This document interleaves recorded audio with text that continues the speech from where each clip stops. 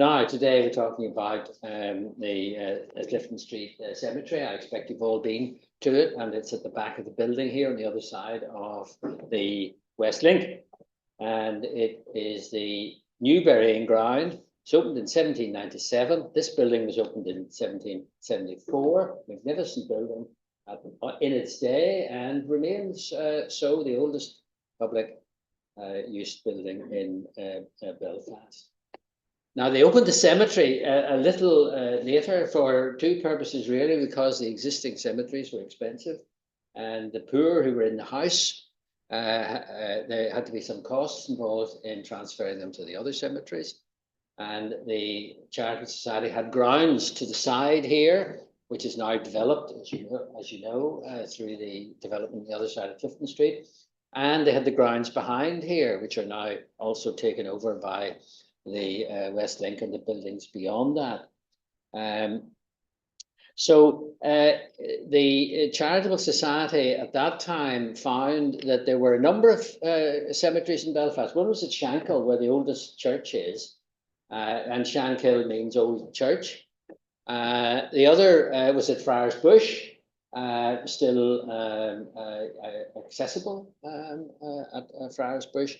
The other was at the Corporation Church in High Street, which is now where St. George's is, and the cemetery, there's part of the cemetery still there, but it used to be where the shops in Ann Street are, which unfortunately when they dug it up, some of the ripped debris and so forth came out. But that was also liable to the tidal effect from the river, which was tidal up to Stranmillis at one point, up to the up to the Boyne Bridge on the other side, and that had the effect of flooding the graveyard at that time. So they stopped the burials there in 1800, and burials continued here in Clifton Street. So that's something of the history of the origins of the burials. Now, our speaker today is Colin Shaw, and Colin, I'm glad to say, is one of the Clifton House's own volunteers. We have a number of volunteers who give tours if you've been to them, and will inform you of the glorious history of this building and all its artifacts, which are available on the tours. And tours are also available at the cemetery, as you're probably aware. And I might say a little more about that at the end. Now, Colin's a fantastic tour guide. I have been on one of his tours and can speak from the wealth of knowledge that he has about Belfast, about this building, about the cemetery, about the 1798 rebellion. And with that, I am going to ask him to speak to you about the cemetery and the rebellion.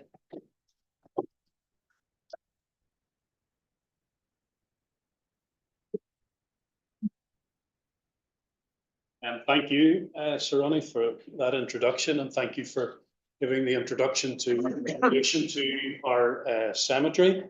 I am a volunteer tour guide. I'm not a historian. I'm an enthusiastic amateur, and that's the way that I will approach this talk today. I'm enthusiastic if I can get my display working. Let's see.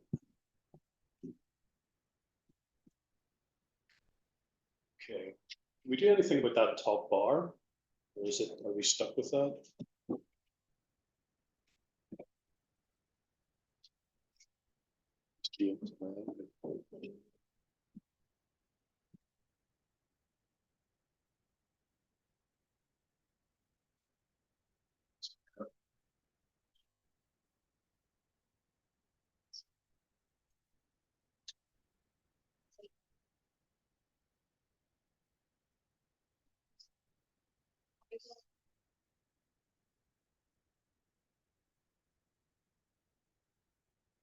If we can't, we'll. It doesn't wish to leave. Adapt and overcome. Controls. Which ones are? This one? Yeah. There we go. Oh, well done. Well done. In the morning. I'm very pleased because it probably had quite a lot of information in that particular area, and it would have been lost to me because I'm not really using I'm not using a script or notes. You'll be glad to hear Okay, let's go for a walk. I'm a tour guide, going to take you on a tour.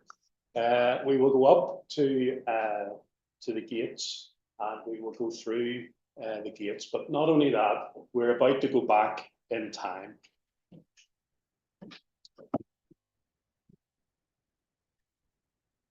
This rather good book that was written by Charles Dickson, and you can see it was written quite some time ago, about 1798 in Belfast, County Antrim and County Down specifically, he focuses on. Let it not be forgotten that successful insurrection is known to the world as revolution, and the new rulers enjoy the advantage of writing the official history of their time. Unsuccessful insurrection, on the other hand, is a criminal conspiracy, and the aims and characters of the defeated participants are duly vilified. Washington is extolled and Wolfe Tone is execrated. So we could be looking at a very different situation had 1798 been successful, and that in itself is probably a huge discussion and debate as to whether it actually had any chance of success. But that's where we start off. When we look at something now which is over 200 years old, and we try to make our way through some of what actually happened, we could go back quite a long time in history to try and understand where the first plane came for 1798. But today I'm going to start in 1760. And this gentleman here, Monsieur Thureau, a general in the French army, and he landed not in Carrickfergus, but in Kilroot. He landed his forces in Kilroot in 1760. At that time, France was at war with us. And this turned out to be one of the most successful operations of that particular French war. And we're told that Thureau is extolled in France as a great general as a result of this. The person who connects our graveyard to 1760 is this gentleman, Nicolas Bourdeaux. So the story of 1760, French troops landed, they marched to Carrickfergus, and they captured Carrickfergus after a short battle. And they then sent word to Belfast and said to Belfast, I would like you to provide us with lots of meat and rum and gold and all sorts of things. If you don't do it, I'm going to burn Carrickfergus, and then I'm coming for Belfast, and I'm going to destroy Belfast as well. So these particular individuals, now forgive me if I appear a little bit flippant, but these particular individuals began to descend on Belfast. And I've used the photograph from the Shrek film, because effectively these were angry villagers who were appearing literally with pitchforks, spades, whatever they could lay their hands on, ancient weaponry perhaps, but angry citizens nonetheless. And it was under the leadership of Stuart Banks, who was an important individual in Belfast at that time. He was the sovereign.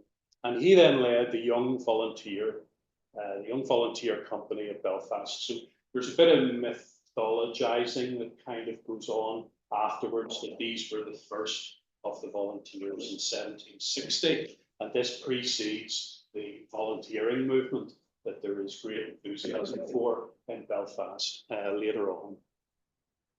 But back to the story of Nicolas Bourdeaux.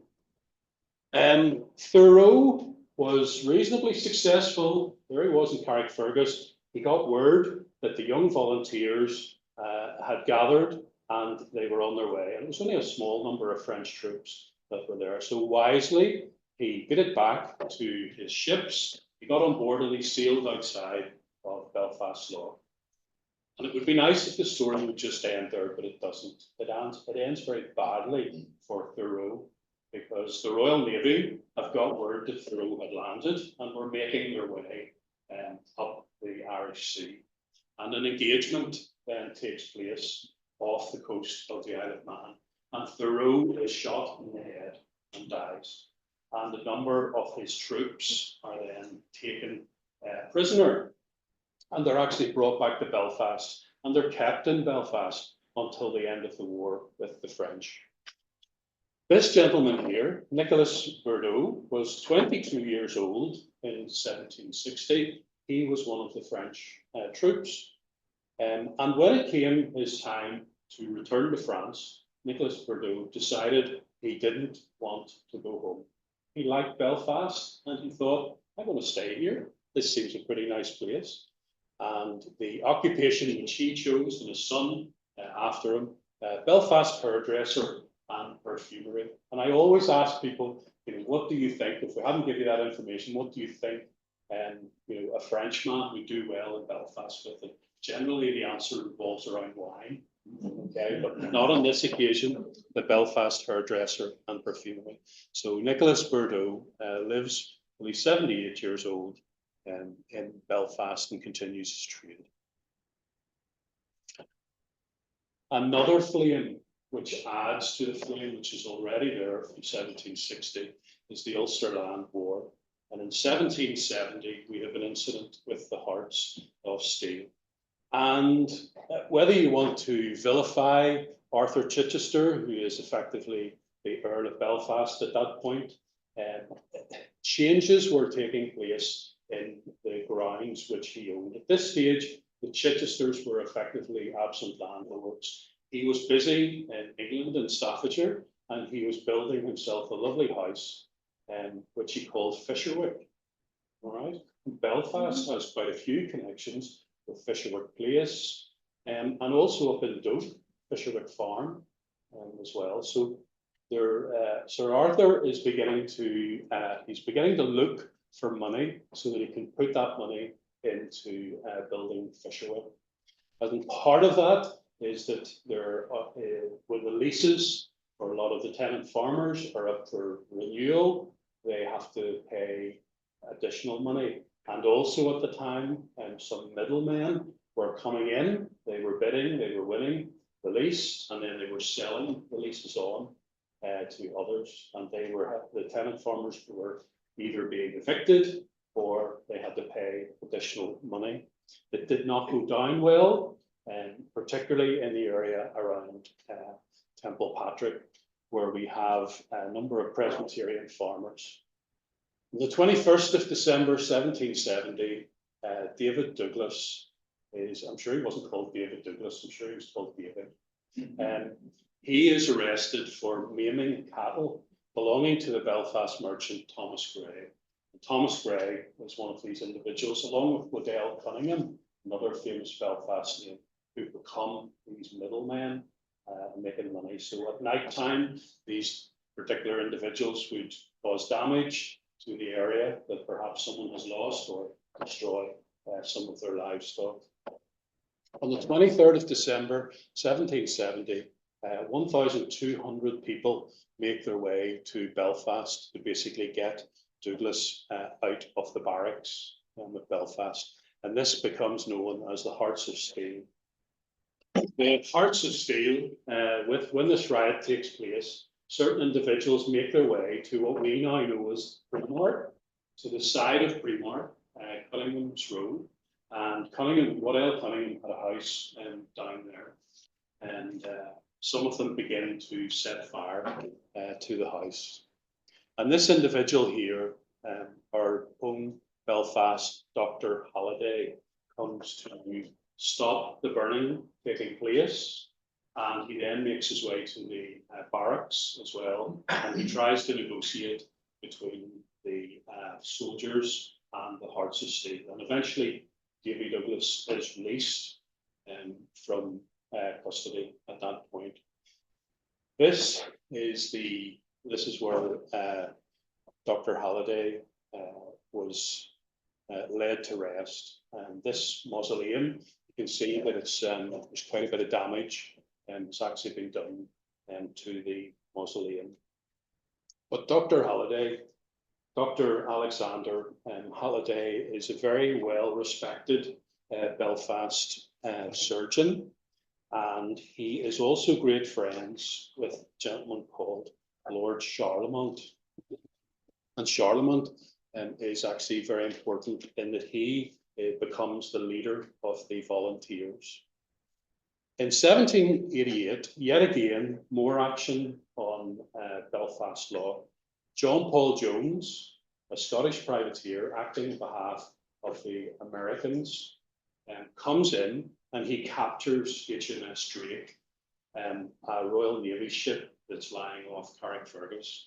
He engages with the Drake and manages to capture it. This causes widespread pandemonium. And again, Belfast feels the pressure. We've had 1760, the French invasion, 1788, here are the Americans reaching towards Ireland yet again.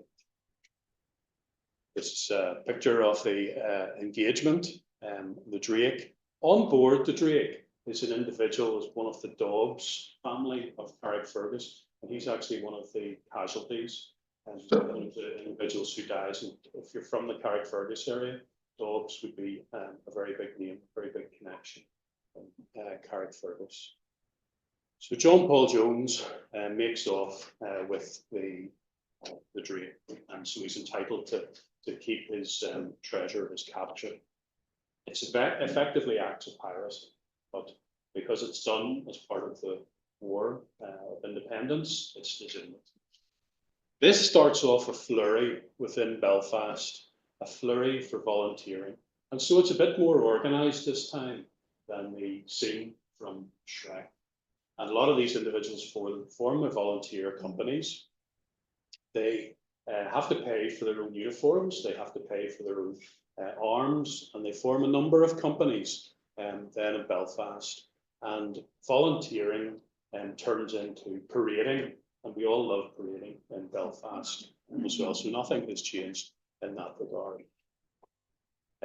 Here we have a review in Dublin, and the volunteers in their uniforms. So the volunteers are there, they're putting pressure on the Parliament at the time for reform, and some moderate reforms are actually achieved. So the very fact that the volunteers are in existence means that they've actually been given some political concessions.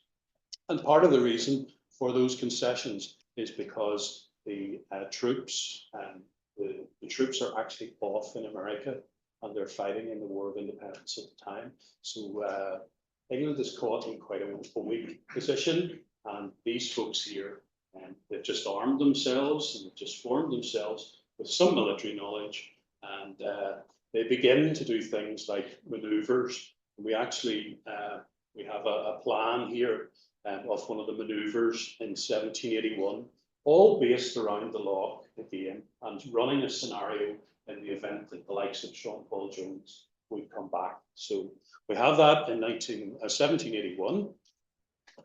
And in 1783, another plan, again, similarly based. The volunteer companies, different volunteer companies, are given different positions. Some of them are instructed to play the bad guys, some of them are playing the good guys, and so volunteer manoeuvres take place within Belfast. This picture here, it's called A Lost Painting by John Dixon, painted in 1782, and it's actually a painting of a volunteer. It's actually painted from Friars Bush, as an individual, or a very interesting picture.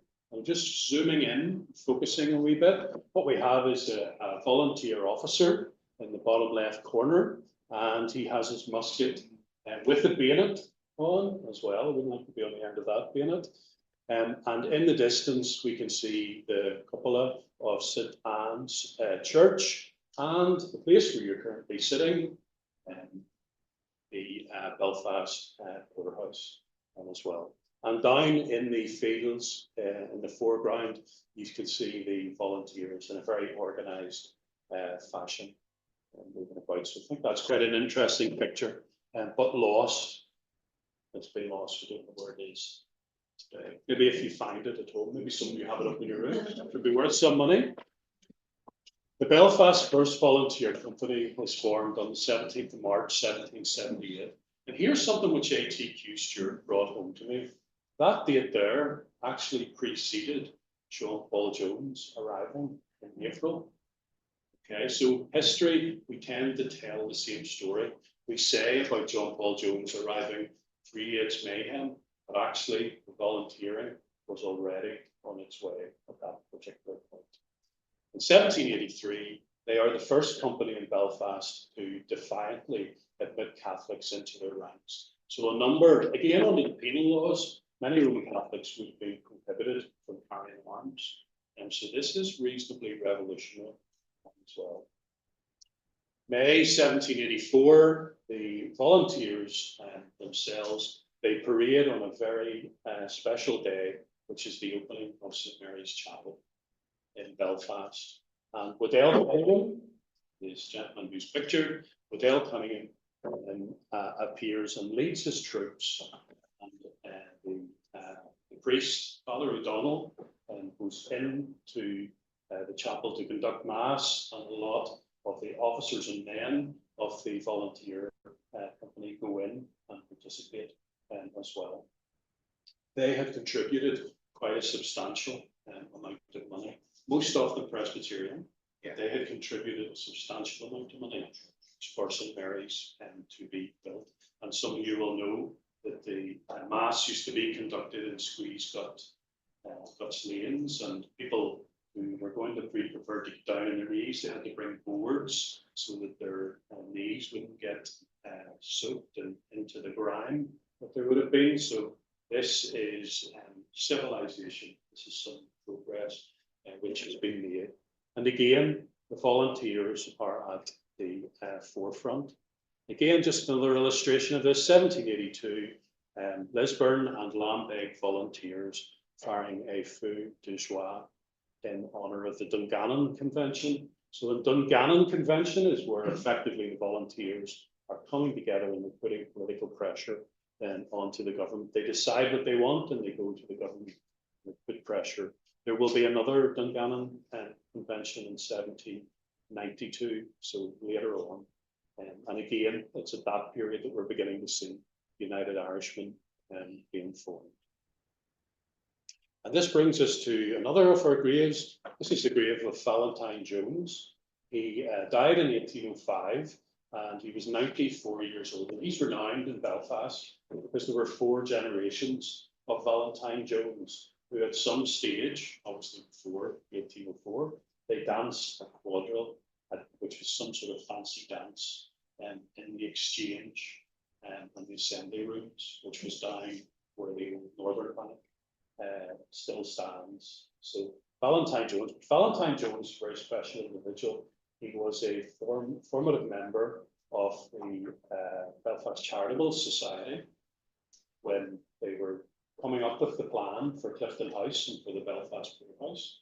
And he was also a volunteer. He was very big into his volunteering, and he lent the Belfast Charitable Society the money that was required to try and improve and provide water supply to Belfast. He also had a plantation in the West Indies, and he was a wine merchant. I always say, maybe I'm a bit too flippant, but he's the man who is probably the worst hairdo in Belfast at that particular stage. And I'm hoping that hairdo doesn't ever come back into fashion again. He owned most of the premises down Wine Cellar Entry, where his business was being conducted. But Valentine Jones, he had another son, which we're going to talk about later at another stage, a guy called Edward Agnew Jones. And Edward Agnew Jones is quite relevant to 1798 because he actually wrote an account of, and put it away, was the way that he termed it. He wrote the account of his experience of the 1798 rebellion. At that time, he was in Glenarm with Cousin Shaw, and his Cousin Shaw was somebody who had owned the Ballygally Hotel. And these 2 individuals, they sort of negotiate the release of one of the United Irish leaders, a guy called the Reverend Robert Aitchison. And he is released, and I suppose as an act of defiance, the Reverend Aitchison goes immediately and gets his United Irish uniform, and then he heads up to Bel-Air above Glenarm Castle, and he leads the United Irish men from there. So Edward Jones tells that particular story, he writes it down, and he says that he puts it away for 10 years. He is also important because I'm going to tell you information that has never been shared in Belfast before at the end of the presentation. And Edward Jones and Squire Agnew are actually running a underground railroad. They are getting United Irishmen, once the rebellion has failed, they are exporting these individuals in secrecy out of the country, moving them towards Scotland and other locations. Quite a good story to share with you about some of that. Obviously, there's a number of flames that we've been talking about, a number of flames that are igniting this concept of the United Irishman. And at a point, we get the formation of the Society of United Irishmen. And if you notice the difference between the volunteer plate and the United Irish emblem per se, is the disappearance of the crown. And that marks a difference. So the United Irish Society is basically formed to reform Parliament. That's one of their objectives. They want to see reform. And for the first 4 years of their existence, that's what they're about. They want to see reform. But they said the second requirement is Catholic emancipation. Catholics form over 90% of the population of Ireland, and yet they are disenfranchised. They do not have the vote. That's exactly the same in Belfast. The Chichester family, they appoint the 2 MPs, they appoint the sovereign. In the corporation, they appoint the burgesses, the councillors. So there is no democratic ability for people to participate in government. So the United Irish Society, they are wanting to change that. And by 1795, that all changes because they begin to have to go underground. The war with France, after the French Revolution in 1789, we are at war with France from about 1793, and therefore the British are not prepared to accept that this United Irish movement will continue. And they see it that France will take the opportunity to come to Ireland and invade Ireland, and it will only be a jumping off point then to move to England as well and usurp their authority. So the organisation goes underground. It's a secretive organisation from about 1795 onwards, and it's also a revolutionary organisation at that point as well. We know that as Wolfe Tone, before Wolfe Tone heads off in 1798 for America, that they swear up on Cave Hill, they make the famous declaration that they will do whatever is required to separate Ireland from that time. Moves us on to one of the next graves. It is Thomas Garrett, and the Garrett solicitors still in operation around Belfast today. But his wife is the person that we're interested in, and this is Anne Neilson. Anne Neilson is the daughter of Thomas Neilson. Thomas Neilson is the brother, of Samuel Neilson. And Samuel Neilson is an incredibly important individual in the United Irish movement. He dies, unfortunately, in 1803. He spends about 3 years in Fort George in prison. And once he's released, he only lives about another year at that point.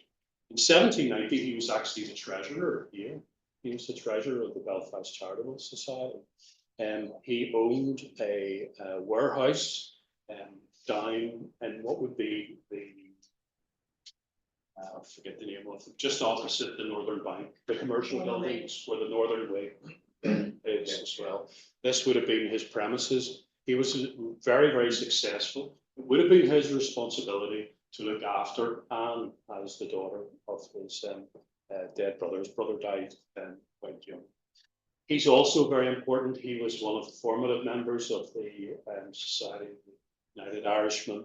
In 1792, he begins to produce the Northern Star newspaper. And the Northern Star newspaper is effectively the voice of of United Irishmen.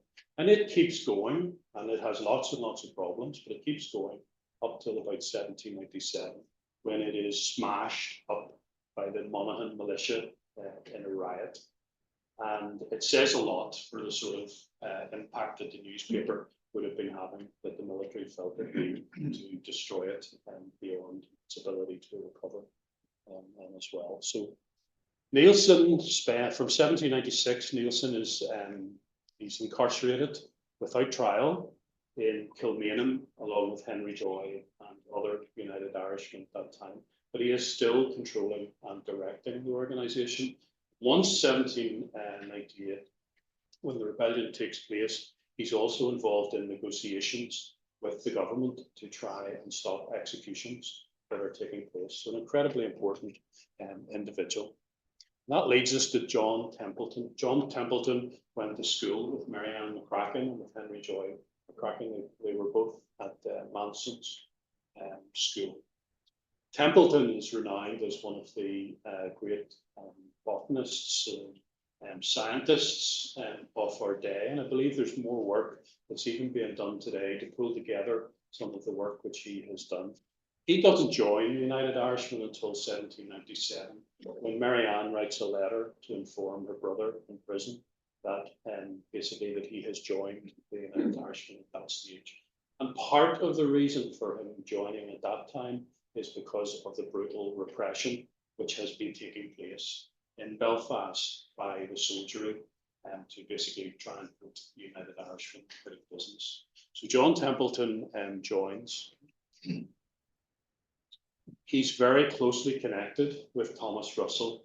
So as a botanist, he goes for long walks onto the coast road, the Antrim coast road up to the causeway, and he's accompanied by Thomas Russell. Thomas Russell was a former British soldier who had served in India. Thomas Russell, known as the man from God knows where. So it's a poem that's written a lot later about him. But it's an important poem because it tells us of his nature. And his nature was he's very good with people. He walked everywhere. He had conversations with people when he stopped overnight or when he stayed at particular places. And he would talk about these freedoms. And when he comes to Belfast, he comes with the regiment of foot that is stationed there, and very soon buys himself out of the regiment. He sells off his commission. He becomes a magistrate in Armagh, but he doesn't like having to ask someone what their religion is before he actually hears the case. And so he resigns as a magistrate. And one of the jobs which he then gets is he's the librarian in the Society for Promoting Knowledge, which becomes the London Hall Library. And in September 1796, that's exactly where he's arrested. A warrant has been issued, and Castlereagh is in Belfast, along with the soldier, and a number of individuals are arrested. He's regarded as a very dangerous individual because of his military background. He's had military training, even though he was only an ensign within his company, so a very low officer, but he has seen active service. He understands the military organization. And so he is, when 1798 breaks out, most of the United Irishmen who had been incarcerated had been released up to that point. He was not. And his time has to come later. He's involved in writing around 1796. This pamphlet is dated, but he's writing this letter to the people of Ireland. He's not known as someone who writes a lot or publishes a lot, but actually he is credited with his friendship with Wolfe Tone. So Wolfe Tone and he met by chance in Grattan's Parliament. They met in the public area back in 1790, and they became great friends instantly. And Wolfe Tone has written his diaries, and you can read a lot of the stuff that he gets up to. But he's not out drinking or chasing women. Right? He's thinking about politics and freedom and all that good stuff.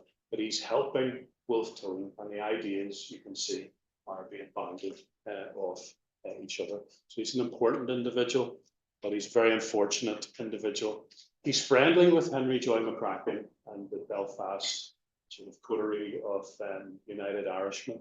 And I think he's very frustrated that he didn't get to take part in 1798. And I think one of the things which Henry Joy McCracken says just before he is hung is he says to Marianne, tell Russell that I have done my duty. And I think stuff like that, I think, was very cutting for Russell, incarcerated, unable to take action. And he was a man of action. When he was released, again, he served his time in Fort George, never tried. So incarcerated from 1796 till 1802. Once he's released, he gets involved in what becomes the Emmet Rebellion. And the Emmet Rebellion is the final flames of the United Irish Rebellion. He comes north, he tries to encourage people to join the rebellion. He can't get any support north simply because of the harsh repression that there has been as a result of 1798. The rebellion takes place, he's eventually captured, he's taken to Downpatrick, court-martialed, and he's executed in 1803 outside Downpatrick Museum, or what is now the museum, but was then the jail in Downpatrick. Another person that is connected to is that John Templeton married Catherine Johnston. He didn't get married until 1799. This individual is Henry Munro, and Henry Munro was the leader of the United Irishmen at the Battle of Ballyhinch. He wasn't supposed to be the general in charge. William Steele Dixon was supposed to be the adjutant general, but Steele Dixon was arrested a couple of days before the rebellion took place. The reason he was arrested was because he had been informed upon by an informer very close to him. And Munro then stepped into his shoes, his place at the last minute. And Munro went forward to the Battle of Ballyhinch. Battle of Ballyhinch was a rout for the United Irishmen. He headed to Slieve Croob to attempt to hide. He was betrayed by the individual that he was staying with. He was taken to Lisburn. He was court-martialed in Lisburn, and he was hung within sight of his own front door as well. He was then buried at night time in the cathedral at Lisburn, just as you go through the gates up on the left near the front door. So he technically would have been related to John Templeton had he lived, but it's a bit of a tenuous connection. But I think when you think that of all of these connections in terms of our graveyard, there's very few that this doesn't touch in terms of United Irish activity in Counties Antrim and Down. We move to what I cheekily refer to as the royalty of United Irishmen. Okay, see what I'm doing there? Yeah.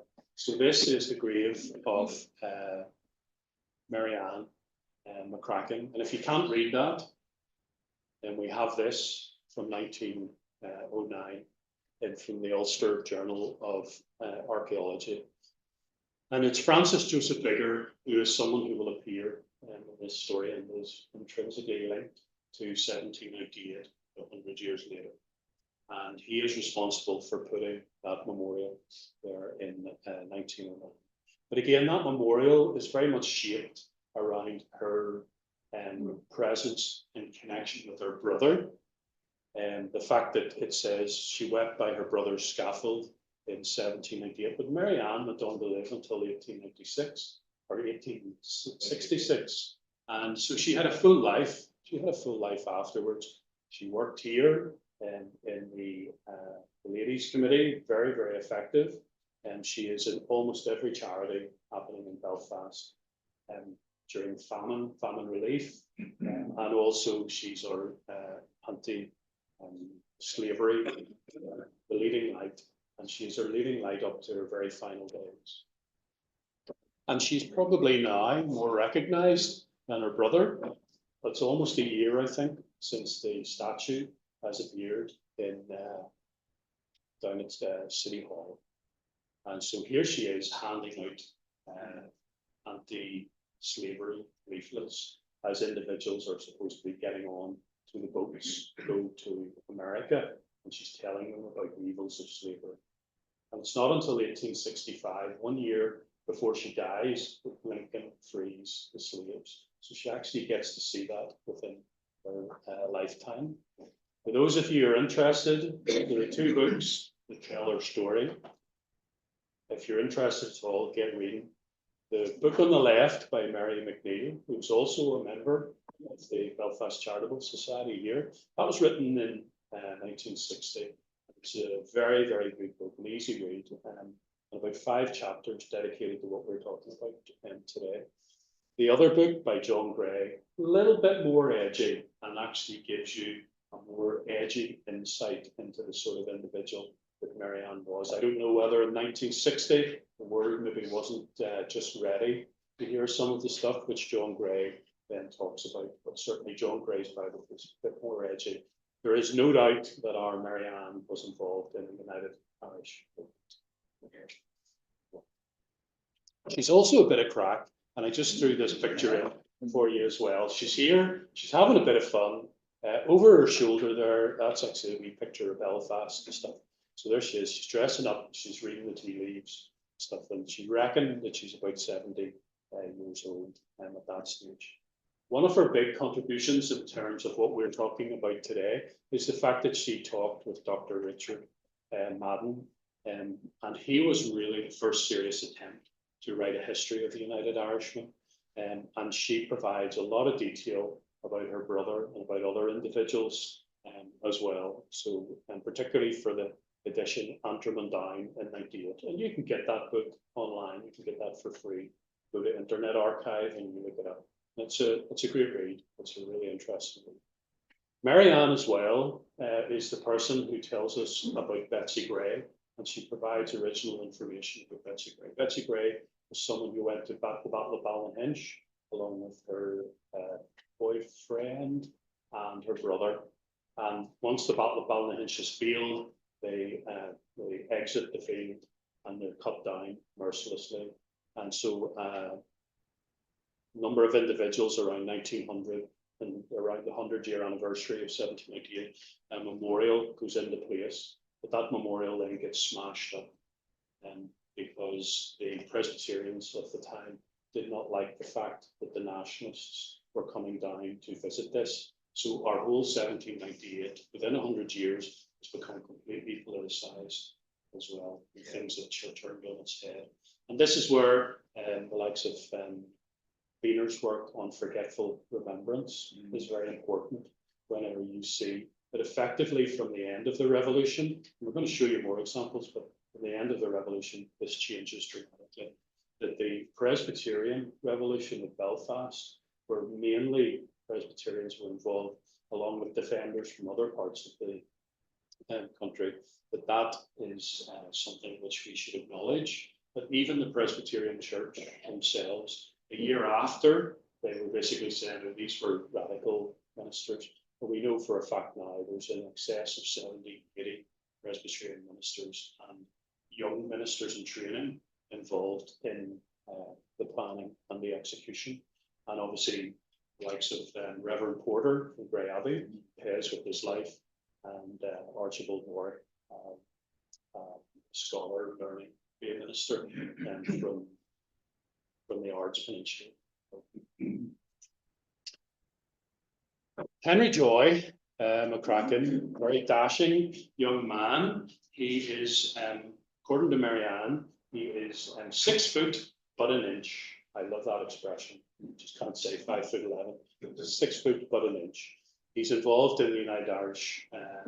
He's involved in working in County Armagh, where there's sectarian work, or sectarian strife, which is going on at the time, and he's bringing the defenders on board. He's hoping to consolidate some of that work. Incidentally, controversially, this uniform is in the Ulster Museum. I don't actually believe it's Henry Joy's uniform. This man, who was 6 foot but an inch, you'd be lucky to get a 12-year-old child into uniform. But anyway, he leads the forces into Antrim, and He is not supposed to be the commander of the army in Antrim, but Robert Sims is the commander, and on the 1st of June, he steps aside. The rebellion has commenced south of Dublin, but Robert Sims for the North he refuses to take the United Irishmen into the field. And he says, first of all, the French have not arrived, and secondly, I do not have battle experience, so I would just be no good. And so Henry Joy manages to take control, and I think he believes that it's necessary to do something because his colleagues have gone in other parts of the country. The Battle of Antrim is as good as it gets. If you look at the number of pikes that are represented there, and you can see the cannon which is lying. This is one of the old Belfast volunteer cannons, and it has been hidden away for a number of years and then brought out. It doesn't even have a proper carriage. This is lowered. This has been taken from the Temple Patrick estate, and on the first shot, it collapses and falls to bits. So the United Irishmen had very little opportunity. They had the numbers, but unfortunately, General Nugent, who was the commander of the North in Belfast, he already had 3 sets of original orders from Henry Joy McCracken by about midnight that night before the Battle of Antrim was to take place. He didn't even attend Antrim. That's how sure he was of victory. He sent a contingent from Belfast, and he sent a contingent from Blaris in Lisburn. They headed north and they converged on Antrim. The garrison had already been alerted, so the garrison were holding the fort, literally, and then once the professional soldiers arrived, it was game over in Antrim. And the United Irishmen, they disappeared into the hills. Henry Joy, again, there's lots more stories to tell you, and I have to keep moving here. But Henry Joy eventually is captured in Carrickfergus. This is a statement effectively from the newsletter at the time. Being found guilty by the court at 5 o'clock, this was the 17th of July, 1798, the prisoner was brought from the artillery barracks to the place of execution, having been attended in prison by a clergyman, and that was the Reverend Steve Dixon. He was only a few minutes from the time he came out till he was launched into eternity. After hanging 1 hour, his body was given to his friends. Quite interesting, Belfast Newsletter. His own grandfather had started the Belfast Newsletter in 1737, Francis Joy. And this is the death of Henry Joy McCracken, in a simple couple of lines as well. My favourite location down in Belfast is the entry where you go into the Muddlers Club. I call it the most famous bins in Belfast. There are 4 paintings up there. This is one of them, painting by Michael O'Neill.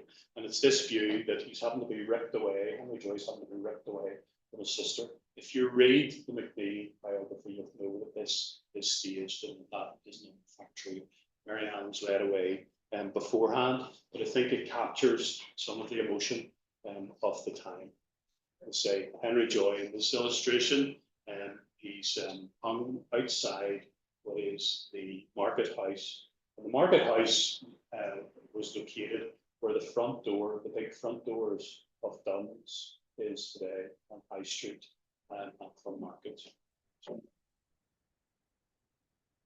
As was the tradition, was that because these were rebels, that they would not be given proper burial, and they would not be put into a marked site. And this is a painting from North Antrim in relation to a burial.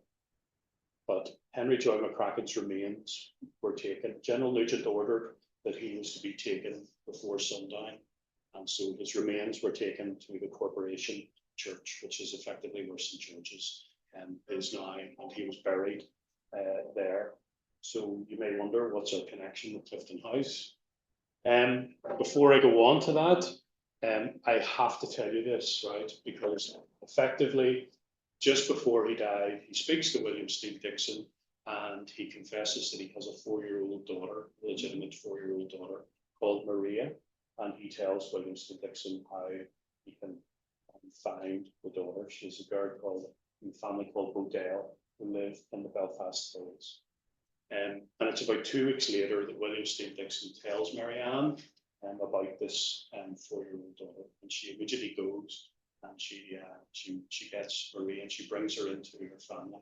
And of course, that would have been a huge shame for family at the time. But Maria becomes one of her closest friends as her niece. But Marianne lives the last throughout her whole life. Marianne lives with Maria as well, and when she dies in Maria's house as well. So Maria, while still a relation, will be one of her closest companions.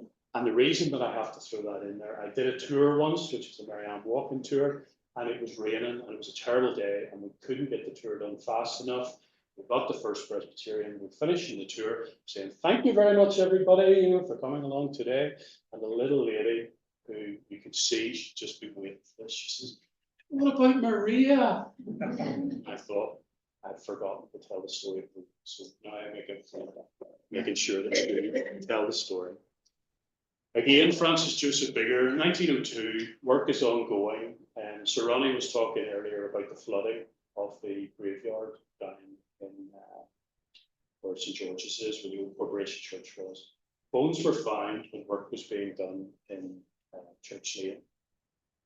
An antiquarian of the time was called, and the antiquarian declared that these were the bones of Henry Joy McCracken, along with Francis Joseph Biggar. A number of, about 7 years later, then Francis Joseph Biggar has these put into a sealed unit, and they were buried up in the grave along with Marianne. And I'm going to say it was Dr. Raymond Phoenix, but I'm not actually sure we're going to attribute this to him. But some, all, or none of the remains of Henry Joy McCracken may be in that grave.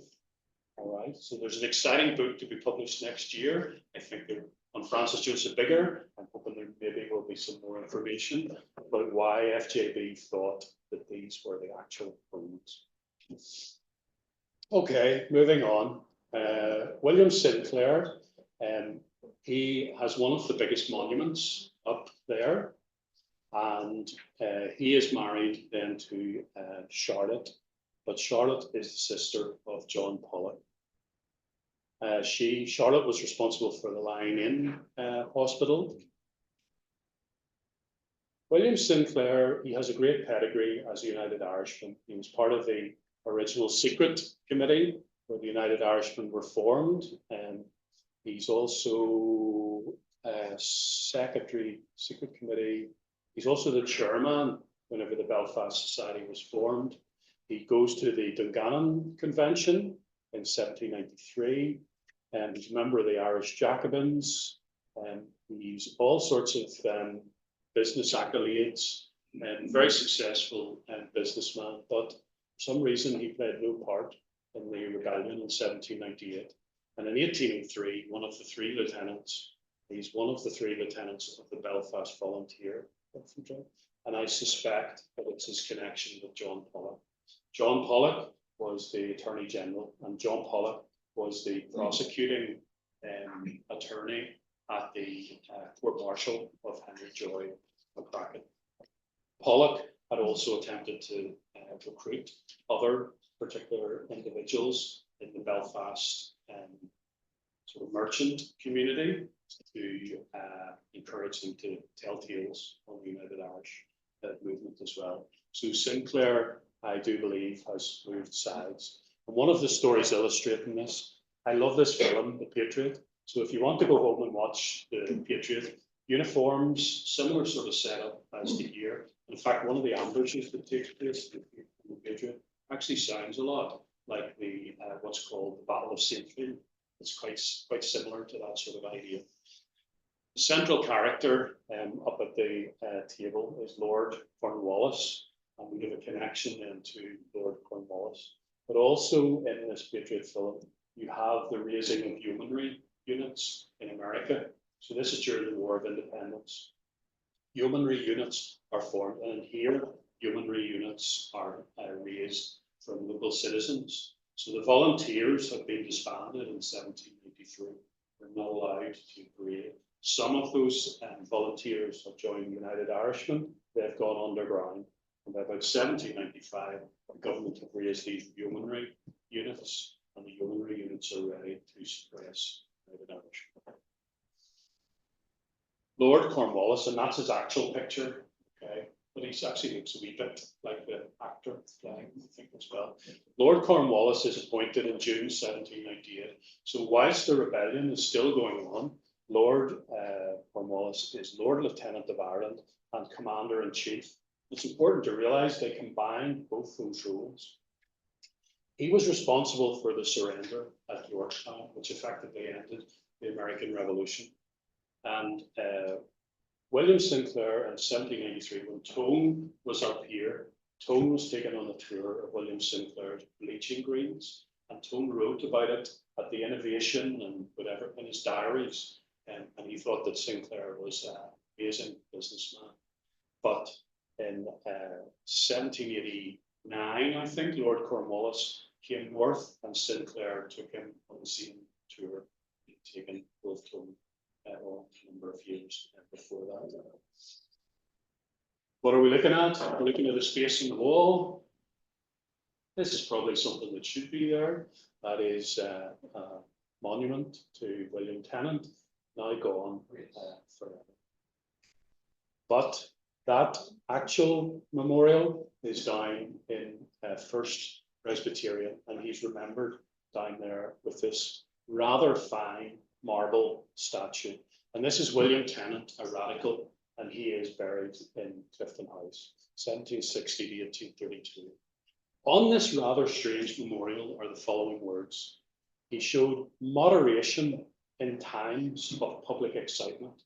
So back to the Guy Beaner factor, the forgetful remembrance, nobody was going to say he was quite active in 1788. He showed firmness when exposed to the reaction of power. Again, it's code, and we're just not stating the facts around some of this. Tennant was involved in the very original 1791 from the formation. He was then put onto prison ship in the harbour in Belfast, where they were basically mustering together all the United Irishmen. And Tennant was dead unfortunate because he was exercising on deck when he fell through home. He broke his leg, and the authorities at the time were gracious enough to allow him to recover at home. So he got to go home, but as soon as his leg was fixed, he had to go to Fort George. And so he was imprisoned in Fort George until 1802. So he held his word. He had been pretty radical. He was the son of a Presbyterian minister from Roseyards outside Ballymoney. And he had three fairly radical brothers. John Tennant disappeared off into France before 1798, and he joined Napoleon's Irish Legion. Dr. Robert Tennant, who was quite a well-respected individual around Belfast, he got himself into great problems when it came to, after Insk had been formed, and there were a number of toasts were taking place later, and the toasts got rather revolutionary. And so Lord Castlereagh intervened, and Insk was told it's going to be a cut with budgets. And so there's a bit of an inquiry, and they promised faithfulness and all sorts of stuff, and the money was effectively restored. But Tennant ended up having to, Dr. Robert Tennant ended up having to take a bit of a back seat around some of that. I'm running out of time. William Tennant, as I say, he has left quite a big legacy. When he came out of Fort George, his brother had invested wisely for him. He returned to Belfast. He was involved in things like the police commissioners and spring water commissioners, very much involved in the life of Belfast. And he only has one legitimate daughter, but he has 13 illegitimate children. 13 illegitimate children that he looks after in his will. But his one legitimate daughter, she marries Sir James Emerson, who then has to take on the name Tennant, continue the Tennant. He's an MP in Belfast, as you see democratisation beginning to take place. We also have William Drennan up here, and William Drennan is effectively the thinker behind the United Irish movement. And he talked about he wanted to form a brotherhood of affection. And part of the thinking behind that was for the greatest good of the greatest number of people, or the greatest happiness of the greatest number. His blue plaque, he is the son of a minister of First Presbyterian, and so his blue plaque is down at First Presbyterian. He was involved in the formation of INST as well, and he delivered the inaugural speech in INST. Some of the images that we see of the yeomanry at work. This painting it was painted by Thomas Robinson, and it's painted a number of years after the revolution. And these are all the famous citizens of Belfast who then join up to the yeomanry. William Sinclair, who we've already discussed, he becomes a lieutenant in the Belfast Volunteer, so he has effectively changed sides when he appears in painting. Henry Joy, who is the cousin of Henry Joy McCracken, is another individual. He's closely associated with the poorhouse. This is his grave up in Clifton House. He's involved in Belfast politics. He's a prolific writer, and he is not supportive of the United Irishmen. When he writes his history of Belfast, he's very critical of the United Irishmen and their reasons for getting involved in revolution. And it's unusual just to quote, but Mr. Strain, W.M. Strain, who wrote the book about Clifton House, he basically says, the first joy to lie here is Henry, the son of the same Robert. He too served the committee for many years. He seemed to lack the humanity and humility of his father or his uncle, or the capacity to do the small personal service so characteristic of his cousin, Mary Ann McCracken. That's Strain doesn't seem to say those kind of things about people, and that is just cutting. So it's absolutely cutting. But he too is in that corps of yeoman infantry formed in Belfast just immediately after the Battle of Antrim. He's connected then with Dr. William Bruce, who is the minister in First Presbyterian. He's also the headmaster of Belfast Academy. He is a character who I think gets very little recognition in Belfast, but I think Bruce is very influential. He's not buried in Clifton Cemetery, but he's associated with a lot of the figures. Here he is in the painting, him and his wife, and Tone described him as an intolerant high priest. Tone tries to have discussions with him around 1783 to convince him of the rights of their argument of the United Irish movement. He's just not having anything to do with it. He's intrinsically involved in Clifton House, in the Belfast Poorhouse as well, and after the rebellion. Thomas Winnery is another individual, this grave off to the left, another individual. He is the Belfast postmaster. And what we find with Thomas Winnery is that he has been opening letters and reading the letters and passing the information then on to Lord Castlereagh. And Martha McTeer calls him out, and she says, "For to my hand, he has a full appreciation," something to that effect. And then a little verse appears in the Northern Star, warning people not to put stuff in their letters because they're potentially very offensive. So Thomas Winnery, again, someone who's associated with the Belfast Charitable Society, and he goes on afterwards to stay in Belfast. He lives till 1830. Most of you hopefully will know the story of Thomas McCabe.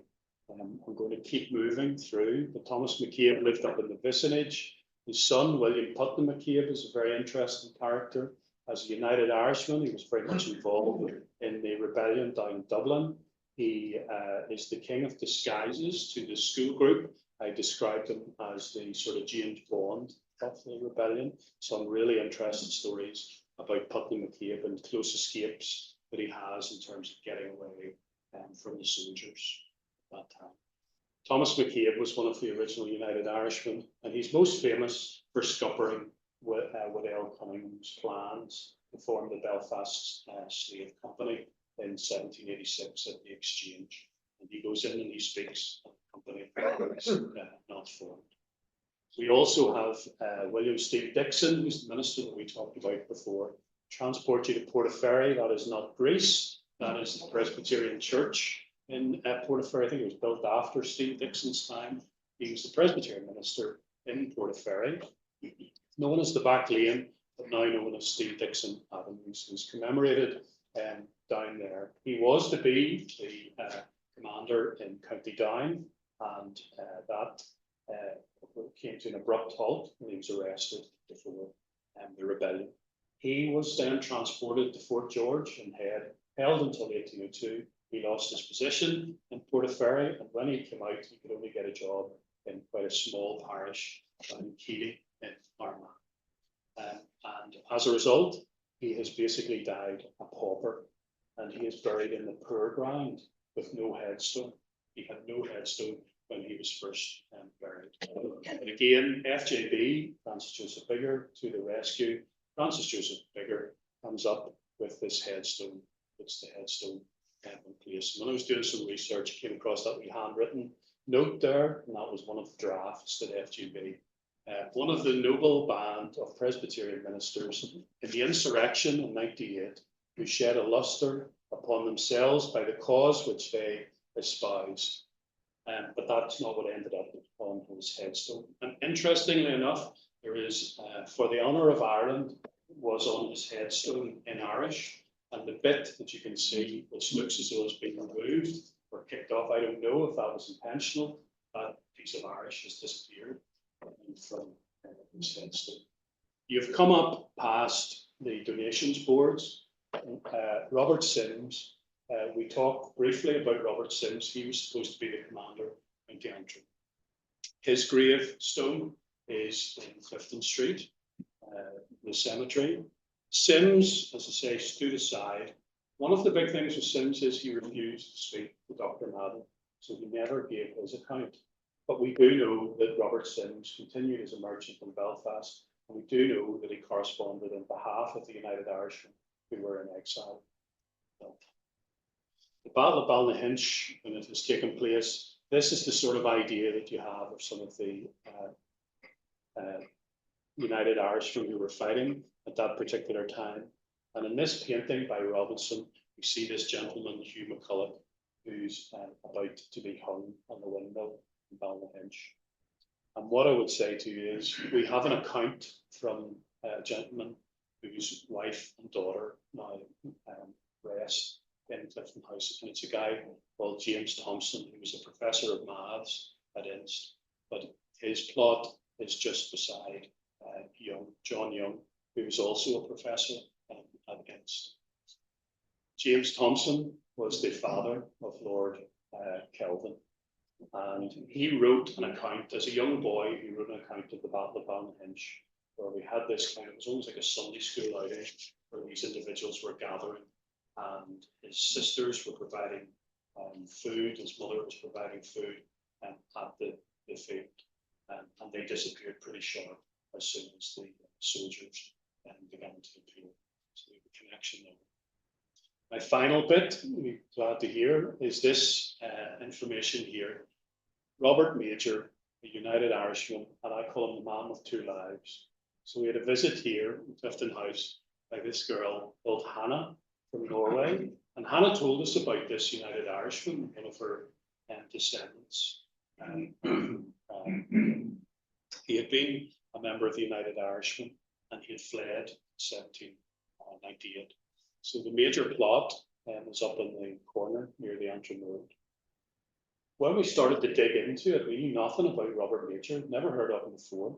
We find that he is a tanner in Belfast. He had a property on North Street, known as Goose Lane. He was active in politics. He was a member of the Blue Company, Belfast Volunteers, a recruiting officer. He was a member of the Linen Hall Library, and he resigned before the revolution. The rebellion took place, and he passed his membership on to the Reverend Worrell, who the Reverend Worrell then turned out to be the leader of the United Irishmen in Larne at the time. So we begin to find lots and lots of connections. But he was also in the charitable society as well. And here's an advertisement for the society that appears in the newspaper. We think that he was present at the Battle of Antrim, but we have no confirmation to say that, and I keep working away to see if we can find it. But he is published as a 50-pounder. General Nugent decides this man is a 50-pounder, so he has taken a very strong leadership role within the United Irishmen. Was he present at the Battle of Antrim? Really, we don't know. And so we begin to get some stories in Ulster in '98 by Robert John. And when we put together the information we get from Norway, it turns out he arrives in a sugar barrel. He's let to float into the harbour. And this man becomes a really successful Norwegian businessman. There's a story in Ulster in '98 where a Prussian captain, about 30 years later, comes back to Belfast, speaking Prussian, ordering his crew about. And it turns out this is Robert Major, who has come back to Belfast. My suspicion is that this was not his first visit back to Belfast. He speaks to one particular individual. There are connections with other United Irishmen as well.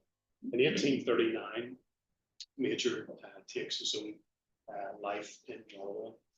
But before that, he has a number of sons and daughters.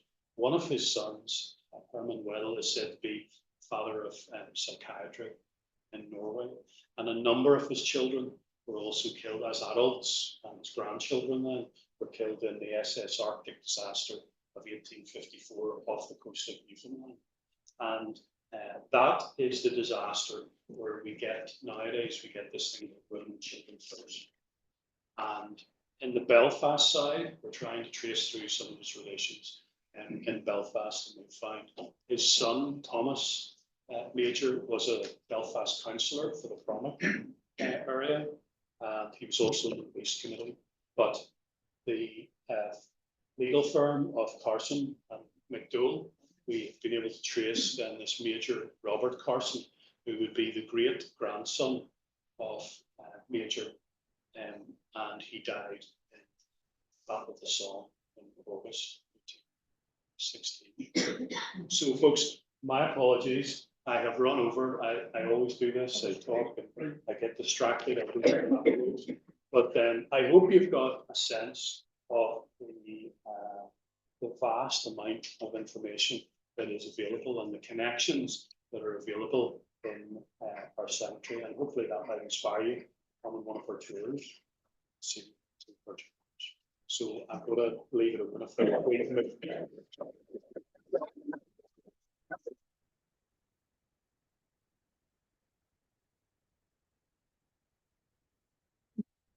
Thank you, Colin. That was brilliant, a real tour de force.